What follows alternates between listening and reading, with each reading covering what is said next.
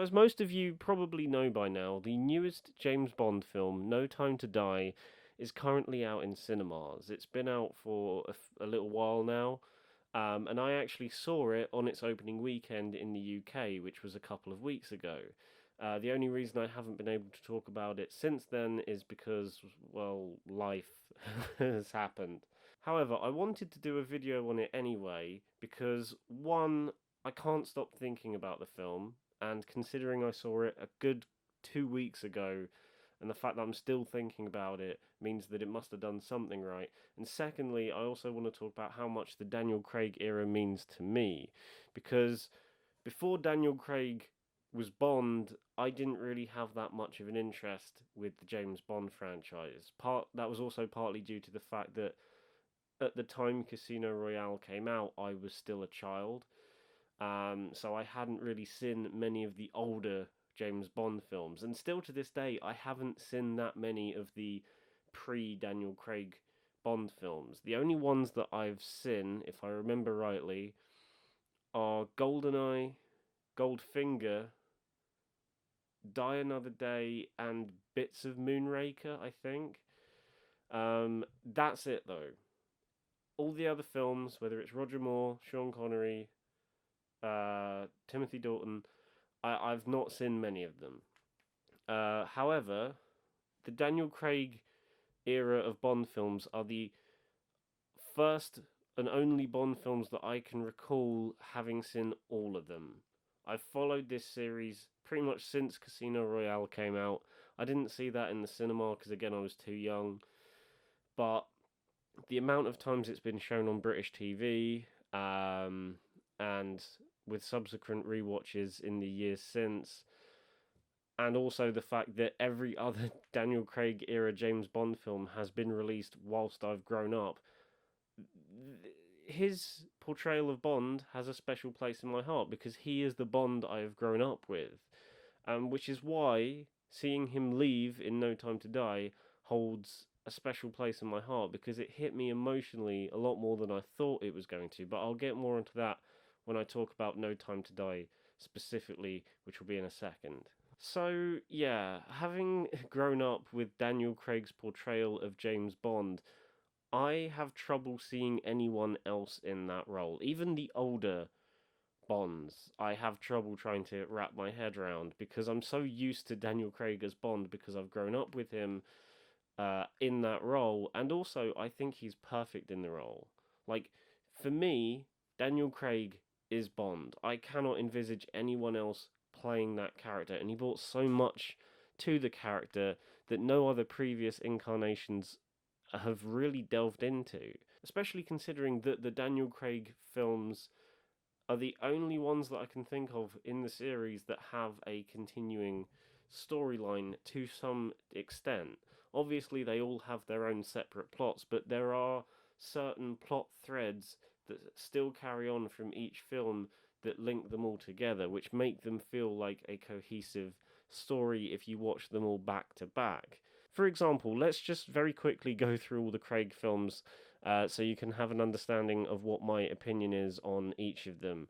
You got Casino Royale, which I am pretty much in the same boat as everyone else by saying that it is a brilliant revamp of the series, and what Martin Campbell did with that film was literally like a lightning in a bottle sort of thing. I still enjoy rewatching Casino Royale to this day.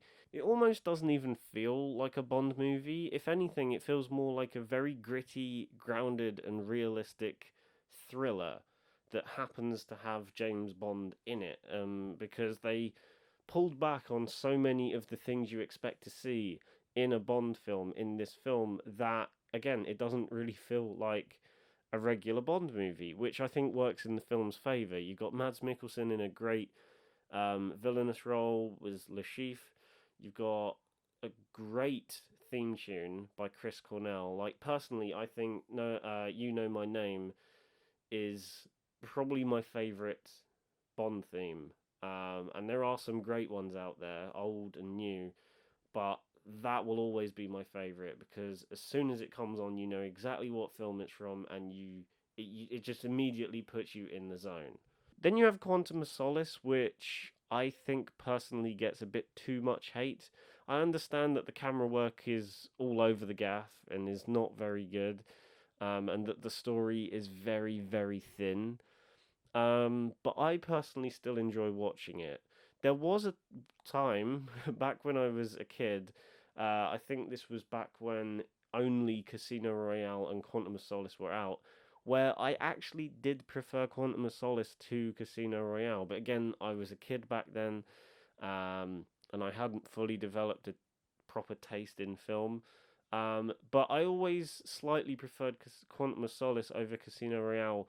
I think purely because of how direct and to the point the film was, and it kind of it didn't screw around with anything. It just got straight into it, um, and was a lot more. It was a lot more darker and a lot more bitter than Casino Royale was. Casino Royale knew when it needed to kind of pull back on the grittiness of certain things and just go for, just normality. Whereas Quantum of Solace just feels like it almost feels like the film itself, like it has a grudge against something, but you're not quite sure what it is, and it kind of comes across in the tone of the film, which, like I said, can be very bitter at times. And then we get to Skyfall, which still to this day is my favorite Bond film that I've ever seen. It's the first Bond film that I ever saw in a cinema, and it still has a ton of rewatchability, and I just love this film so much. And I think I mean, it's not really down to one key reason. There are so many things that work about this movie. It's gorgeously shot by Roger Deakins. I love the fact that it, again, similar to Casino Royale, kind of subverts the expectations you usually expect to see in a Bond film, specifically in the fact that most Bond films tend to kind of travel the world, and he goes to all these magnificent, luxurious locations. But you only really get that in Skyfall in the first act. After that point, the rest of the film is stuck in the UK and it never leaves. And I've always loved that about this film. It has that opportunity to go wherever it wants to go in the world. But the fact that they stay in the UK, specifically London and Scotland, the fact that they stay there for the majority of the film, I have always just loved that. Um, there is also the fact that the villain this time around, which is Raoul Silva, which personally is my favorite villain in any of the Craig films. Um, his his reason for being the villain, his motivation, is not directed at Bond. A lot of the villains in the recent Daniel Craig films always seem to have a grudge against Bond or have a specific vendetta against him. Raoul Silva is the only one that is deliberately not after Bond. He's after M, and Bond just happens to be in the middle of it all. And again, that's another aspect of the film that I adore. And then that moves us on to Spectre, which my opinion on that has changed quite drastically since seeing it in the cinema in 2015, because I've seen it a couple of times since, and with each viewing, I think of it less and less in terms of it as an actual film. When I first saw it in the cinema, I was, for some reason, quite blown away by it, and I think my original review, I gave it an 8.5. It's definitely not an 8.5 out of 10. It's more like a 6 or a very low 7 at best. But yeah, this film is not perfect. The film still looks gorgeous, especially with Hoyt van Hoytema on the cameras. But there's just something about this movie that always feels a bit off every time I rewatch it.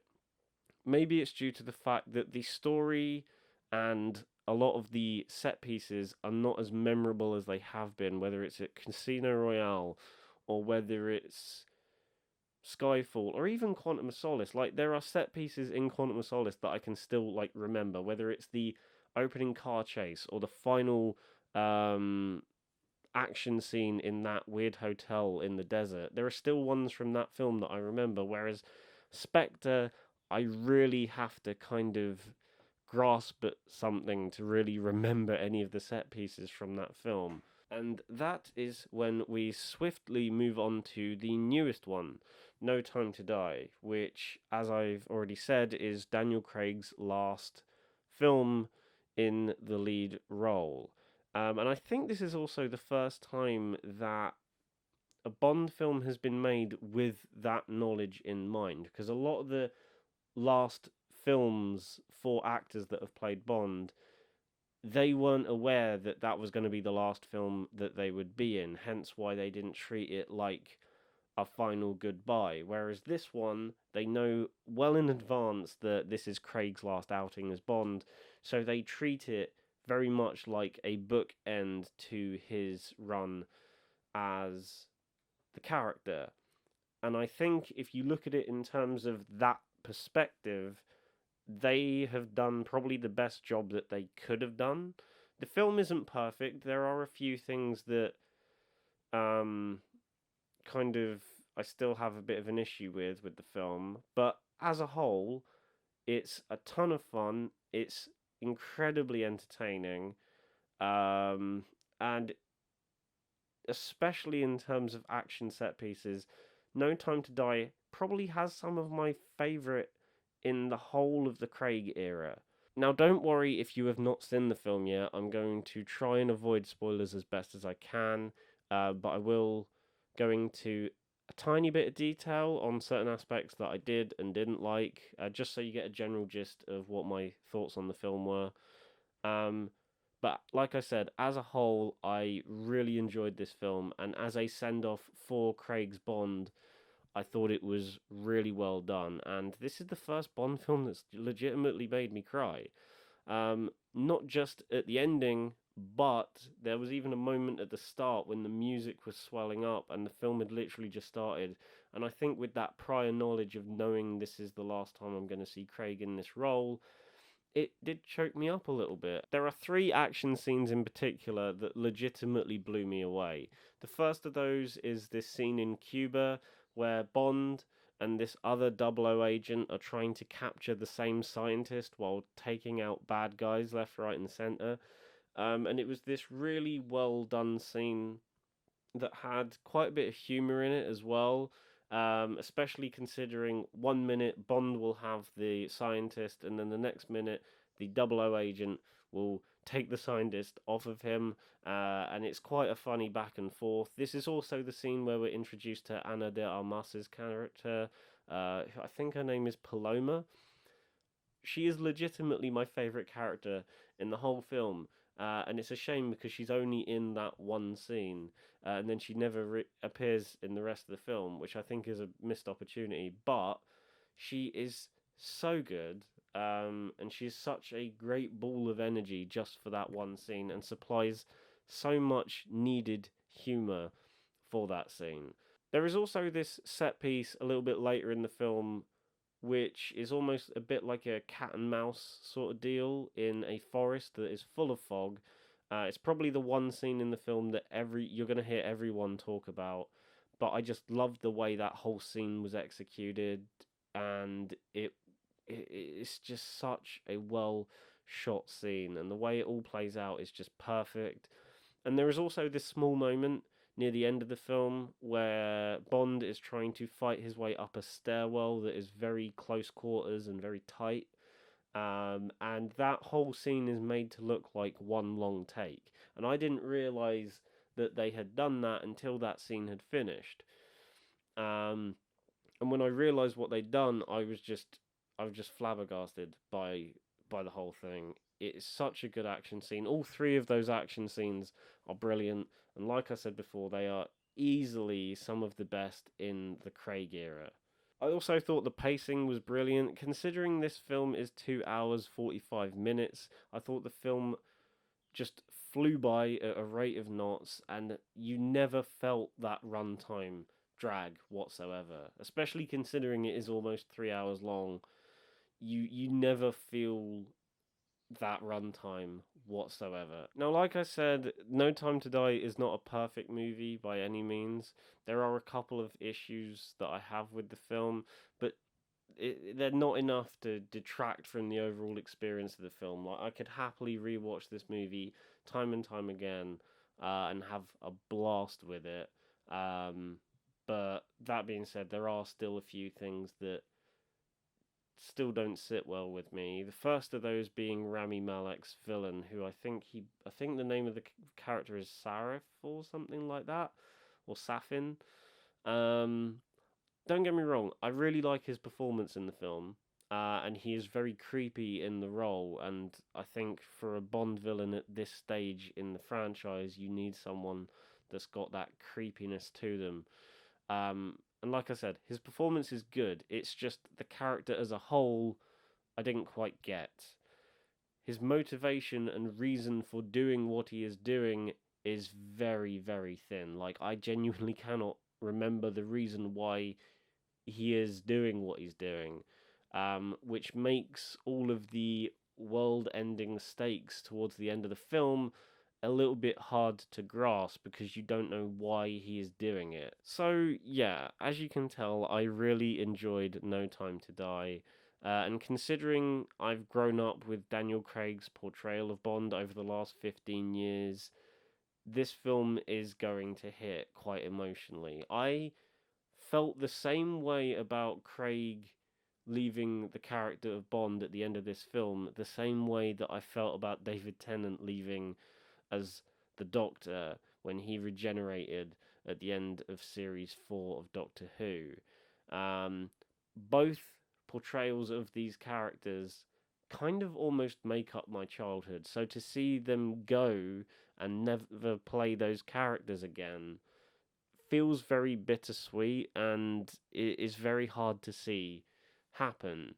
So, guys, those are my thoughts on No Time to Die. I hope you enjoyed that. Let me know your thoughts about the film or just the Craig era of Bond films in general down in the comments. I'd love to know what you guys think and start a little discussion. If you like the video, then give it a thumbs up and subscribe to the channel if you haven't done so already. And remember to follow me on Twitter and also follow me on Letterboxd as well to keep up to date with all my opinions on any film that I watch, whether it be old or new. And I will see you all in the next one. Bye.